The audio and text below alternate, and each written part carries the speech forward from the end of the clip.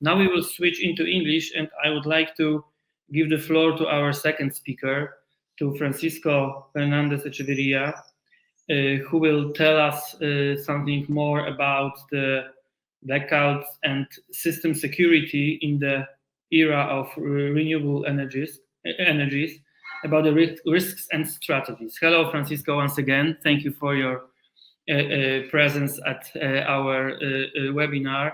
Francisco is joining us from direct from Valladolid, and he is an expert with over 20 years of experience in engineering and wind energy.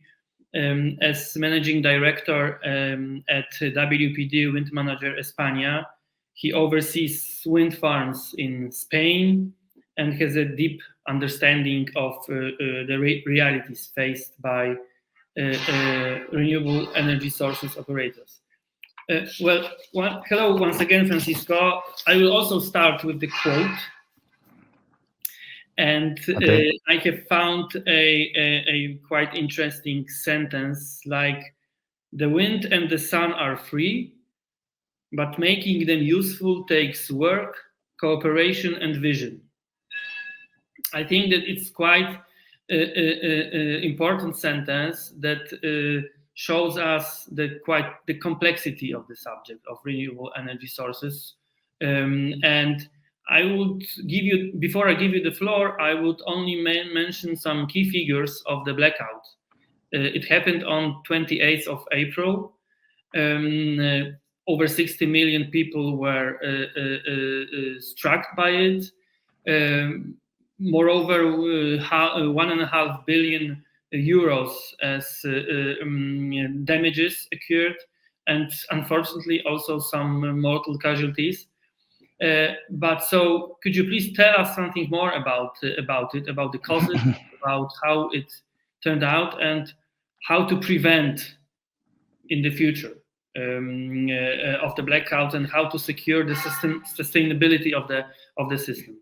So, Francisco, I give you the word. Yeah, thank you, Jakub. Thank you for your kind presentation. And I'm very grateful also. Sorry, I'm very grateful also for the opportunity to talk in front of this audience in Poland, which is an exciting event for me. And yeah, also to have the opportunity to maybe shed some light on this event, because I can see it has raised a lot of interest across Europe. And yeah, well, Dominic has also mentioned it in his previous presentation, and so yeah, there's a lot of misinformation out there, gossip, and so on. So we'll try to go through it today. If you allow me, I will share my screen with a presentation that will support it. Please, Jacob, confirm that you can see it. You can start maybe saying some general figures. Maybe it will. Oh yeah, now it's perfect. Okay. Yeah. So let's start. We'll talk today about the blackout in Spain, which happened the 28th of April, 2025. Hope you find it interesting. And first of all, I want to thank the Deutsche and Poland Institute Wind Energy Club for inviting me today. And this is a brief agenda what I have prepared for today's presentation. First of all, I will talk about the Spanish electricity system, so you can have a better view of it and compare with the Polish one, and see if there's a possibility to face these kind of events there. After that, we will go deep into the incident and describe what happened. I will talk a little bit about our own experience that day as wind farm operators at Windmanager Spain. Then some information about the issued reports that have appeared in the last 10 days here in Spain. Things are moving very quickly these past 2 weeks about this incident. And then a brief comment about what I expect to happen next as a consequence of the incident. So starting with the electricity system in Spain, a quick overview of the key players here. The ministry from the ecologic transition and demographic challenge. I need to say it slowly because it's quite a funny name. I don't know which politician invented it. We just call it MITECO here in Spain, just to be short. But yeah, they are in charge of defining the energy policy in the country, and also they plan the electricity transmission network development in the market system, in the electricity system, sorry. Then there's the CNMC, which is the National Commission for Markets and Competencies, which is in charge of supervise the electricity system. This is a public institution, theoretically acts independently, which it's always doubtful, but theoretically this is what is happening here. And then Red Eléctrica and OMIE are the operators, Red Eléctrica the system operator, and OMIE the market operator. And then another important player, IELEC, is the Spanish Association of Electricity Companies, but here in Spain we have like 6 very big players, and there's Iberdrola, Naturgy, EDP, Acciona, Repsol. I am pretty sure that at least you have heard of some of them in the past. And they account for more than 80% of the generation here in the country. So a quick overview on the transmission grid map here in Spain. There on this map, you can see how it's configured with the 400 kilovolts lines and 220 kilovolt lines also. Main features, we used to think that it was very robust. Even politicians here bragged about our electricity system being the best in the world.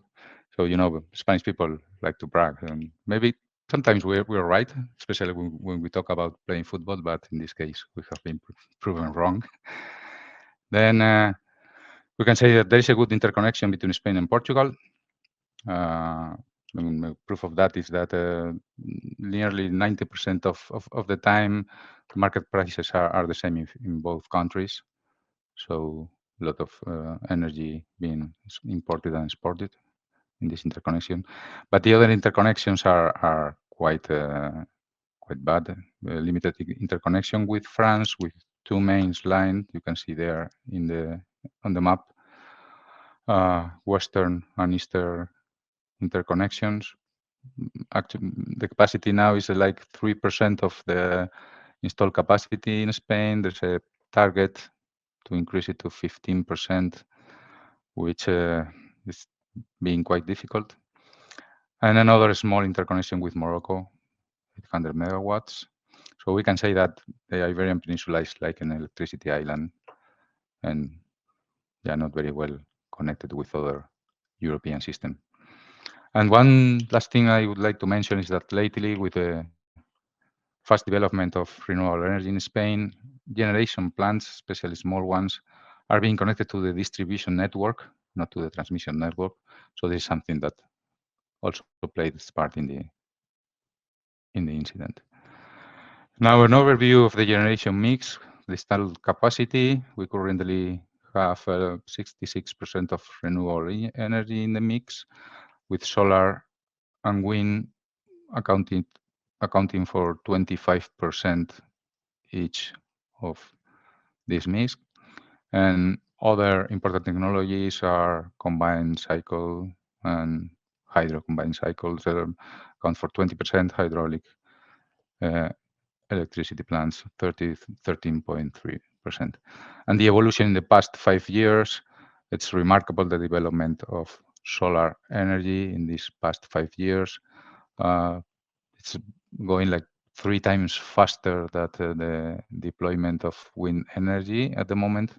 Wind energy was very fast the past decade, but now the solar plants are moving much faster. Now, in April 2025, just for you to have a good picture of what was happening in that month in Spain, the higher production came from wind, but also have production from photovoltaic plants in Spain, and in Portugal, nearly everything comes from hydro and renewable energies. And it's interesting to look at the charts on the right-hand side of the slide, especially the last days of the month, with the nuclear energy being much smaller than at the beginning of the month due to maintenance and other circumstances like negative prices or low prices in the market. And it was also important during the event. This is a comparison between March and April with the thick gray bars. You can see the mix in March, and the colored bars represent the mix in April. And there you can see the big increase in solar photovoltaic production, nearly doubled from March to April, and other technologies going down to give the photovoltaic production its room. And talking about market a little bit, it was the situation in Spain, low prices. And on the chart, you can see the maximum prices, the average prices, and the minimum prices. Average price was quite low. And it's important to notice in the green chart the amount of negative prices. A lot of days we are having negative prices in the market, and this is something that also happened, as you can see, the 28th of April during the event. You can see it here in this slide. On the left, you have the hourly spot prices for the 28th of April. So 0 or negative prices between 11 a.m. and 8 p.m. And the generation mix that was intended to happen at the exact time of the blackout was solar producing 55% of the generation mix, wind 10%, and the total renewable production was intended to be around 81.5%. So let's get into the incident. Have divided it into 5 phases to better understand what happened. Phase 0, episodes of voltage instability in the system, which took place the previous day, but especially the morning of April 28th. At around 12 in the morning, phase 1 system oscillation, notable oscillations. Then phase 2 and at 12:32, which lasted for slightly more than 1 minute, with generation trips due to overvoltage in the system. Then phase 3, the collapse into the blackout, which was very fast and lasted just like 12 seconds. And then after the blackout, the restoration of supply phase started, and it lasted until next day at like 2 p.m. So going through these phases, the phase 0, voltage instability, as you can see in the chart on the left, which is the voltage variation, the voltage evolution seen 0.0 since the beginning of that day. The electricity system was apparently normal, operated normally the night of 27 to 28 April, with no significant variation until 10:30. Then at that time, noticeable increases in voltage were observed at 10:30, 11:15, and 11:45. And yeah, some agents in the electricity system reported similar events the previous days, and also contacted the system operator asking what's happening, because yeah, the variations were quite noticeable. Then at 12:00 started the so-called phase 1 with system oscillations. Two relevant oscillations were recorded at 12:03 and 12:19 that were also noticed in the rest of Europe, with frequency oscillations in the European system. At that moment, the TSO decided to set the operation mode of the HVDC link between Spain and France. This is the connection at the east of the peninsula, which is a high voltage direct current link. It was set to fixed power mode, so it always worked exporting 1,000 megawatts from Spain to France during the event. And the TSO also adopted additional measures like sundry action maneuvers or topological changes, activating circuits in the grid in order to improve the system damping. And then at 12:30, the situation seemed to be under control. The voltage was decreasing, was still high, but within the operational range established by Red Eléctrica, and no significant frequency variations at the time. And then at 12:32, voltages began to increase across the entire transmission network, not in an abrupt mode, but in a linear mode during this minute. And between 12:32:00 and 12:32:55, so 55 seconds, generation losses of about 500 megawatts from small power facilities happened across the entire territory. So no region especially affected by this event.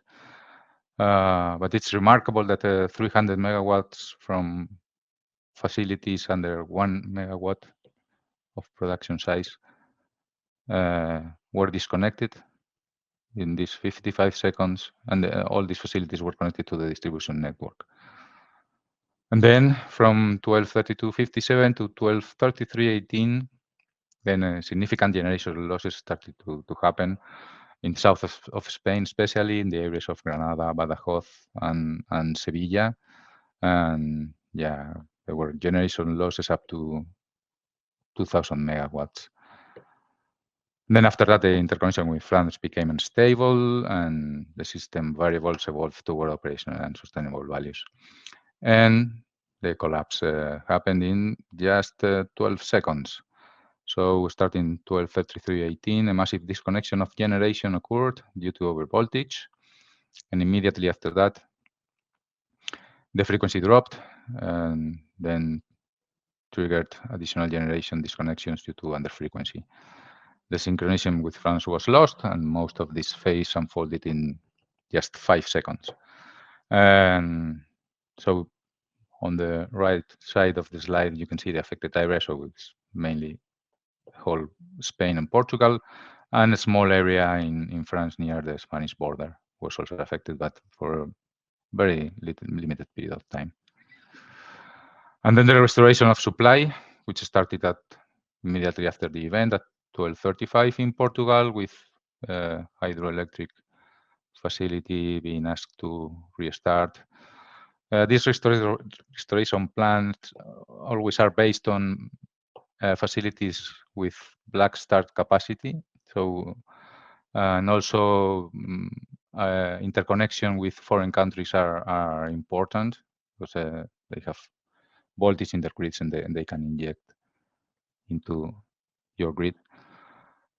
So both in Spain and Portugal, hydroelectric plants were asked to restart, taking advantage of the black start capacity. And yeah, islands were established, electric islands were established in which these first kilowatts were injected. And while these electric islands were becoming stable, more generation was introduced in the islands and ultimately merging the islands one to the other. This is more or less the process. And with the help of the interconnections with France and Morocco, we've started to work immediately after the incident, with France at 12:44 and with Morocco at 13:04. And we can say that in Portugal, the grid was completely recovered at the beginning of the 29th of April, and a little bit later in Spain, around 4 a.m. And this is how it was done, as I explained before. This is the generation mix, the 29 and 28 and 29 of April. So until 12, what we commented before, this normal generation mix with a lot of PV production. Then blackout, and from there, hydro, pump generation, the interconnections.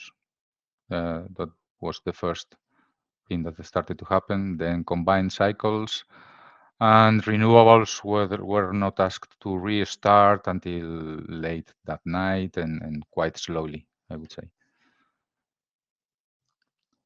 Now we will talk a little bit about our own experience in Windmanager Spain. Just to give you some context, we operate four wind farms here with 51 turbines, total 177 megawatt capacity.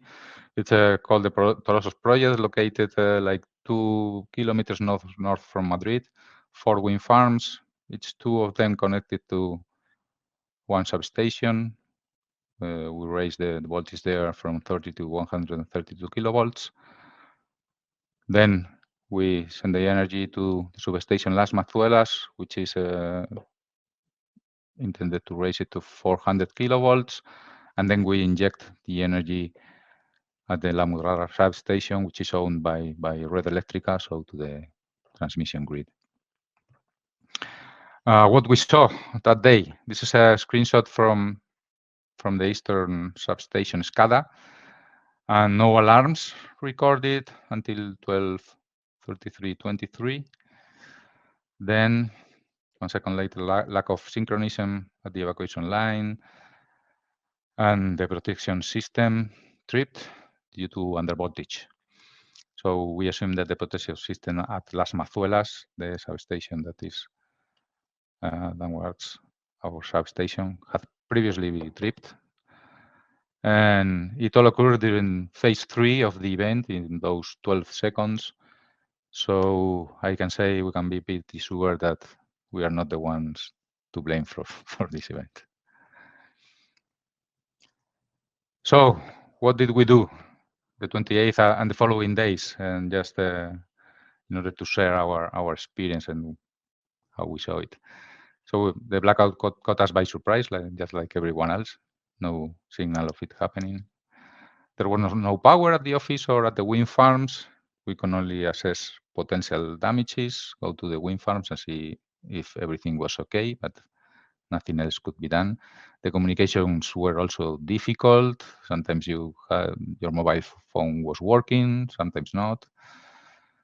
We also received little information from the system operator, from Red Eléctrica, until they issued the restart order.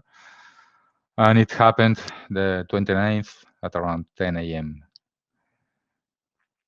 So that's pretty much it. A strange day with not knowing what to do, really, just waiting for the order to restart. In the following days, we were asked to submit data registered by our SCADAs to the TCO with quite urgency, and we're also asked to provide information about the protection systems. I need to oblige our technicians to work during the weekend. I think Pablo Benamu is listening to me today. So thank you, Pablo, for your work that day, because I know the weekend was hard for everyone in Windmanager. And next week, we were asked to authorize Red Eléctrica to send the information to ENTSO-E, which will conduct also their own investigation on the event. Now let's talk a little bit about the issued report in the last 10 days. As I said before, 3 reports have been issued, one from the government, from the National Security Council, second one from Red Eléctrica, and the third one from the electricity companies. And I have to say that there is significant controversy surrounding the conclusions. As Jakub said before, there are large sums of money at stake in compensation claims here, and this is probably going to end in a court of law. So any document issued now is being done very carefully, I would say. Comparison between the government's report and Red Eléctrica's report here, talking about the causes, the government says that it was a multifactorial event with many factors involved. They mention oscillation, incorrect tripping, and they coincide with Red Eléctrica when they talk about imbalances in the reactive power in the system, which is the main cause that Red Eléctrica is mentioning in the report. Talking about voltage control, because this incident was not caused by frequency oscillation, it was mainly caused by voltage oscillations. There are some combined cycles that did not comply with operative procedures. The combined cycles are supposed to absorb the reactive power from the system. It did not work properly that day in Spain. And also the government criticizes Red Eléctrica because they scheduled too little CCGTs to absorb reactive power that day, in their opinion, which obviously that opinion is not shared by Red Eléctrica. Red Eléctrica points to high renewable penetration and low generation with dynamic support capability, which is something that is also being mentioned a lot here, the dynamic control voltage capabilities in the system. Then talking about generation trips, it's also being commented that some renewable plants were tripped without sufficient technical justification, so their protection were calibrated at lower values that they should have been according to operative procedures. And then there is also a lot of comments about the market prices, negative prices, and so on, because it influences a lot the mix and also the behavior of the market operators and especially photovoltaic plants that can modify the program very quickly, their schedule very quickly, and this is something that the grid operator has made clear that it's not sufficient with 15 minutes of margin to stabilize the grid if a big facility then decides to stop producing. Yeah, what will happen next? Taking under account what I have commented before. First of all, this is already happening, a reinforced management of the electricity system, meaning that the TSO is scheduling more synchronous generation, so applying technical restriction to solar production and introducing synchronous generation in the system. I expect new conditions to be established to all generators regarding dynamic voltage control. We have to wait until the new regulation is passed, but yeah, this should happen. We will see if we have to invest in our wind farms with control devices or not, but this is on the table as well. For sure, there will be inspections related to the compliance with operative procedures sorry, established by the TSO. New regulations to speed up the deployment of energy storage systems. Yeah, this is also going to happen because they are quite useful, apart from other problems like market prices or whatever you want to think about this. This is quite useful to stabilize the system also. They play good part in dynamic voltage control. And then the TSOs, as I mentioned before, will push for the implementation of measures in the electricity market, incentivizing system stability and limiting the ability of the market participants to modify their schedules within short time frames. And that was my presentation. Thank you very much for your attention. I hope it was interesting, and I'm happy to answer questions. Yes, well, Francisco, thank you very, very much for your very insightful presentation. A lot of information, a lot of details. On one hand, it's quite shocking that the whole system well collapsed in a few seconds, but it's also somehow astonishing that it really happened. Well, I hope that you will.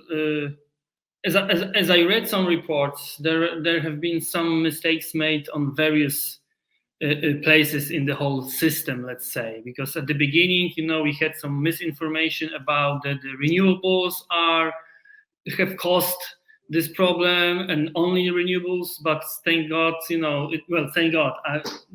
But these are the issues that in many countries, the electrical grids, the systems, whole systems are facing these problems, as occurred also in your situation.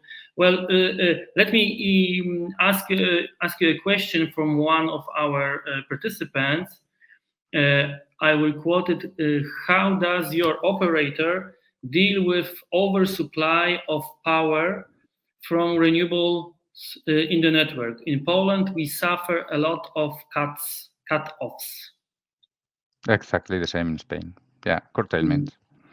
There's no other way to deal with that. Okay.